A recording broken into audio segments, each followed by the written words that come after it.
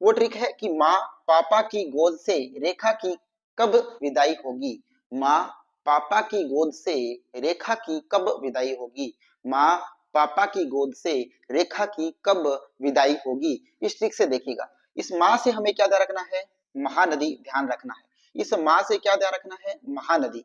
और इस पापा से क्या ध्यान रखना है, पापा से हमें रखना है पेनार नदी। क्या रखना है, पेनार नदी। इस गोद से क्या ध्यान रखना है हमें, गोदावरी नदी। क्या रखना है, गोदावरी नदी। अब देखिएगा यहाँ पर इस रेखा से क्या रखना है, सवर्ण रेखा। रेखा से क्या ध्यान रखना है, सवर्ण रेखा। और इस की से क्या ध्यान रखना है, कावेरी नदी ध्यान में रखना है। और कैसे क्या ध्यान रखना है, कैसे कृष्णा नदी। कैसे कृष्णा नदी ध्यान में रखना है। और इस सॉरी बै से क्या रखना है, ब्राह्मणी नदी।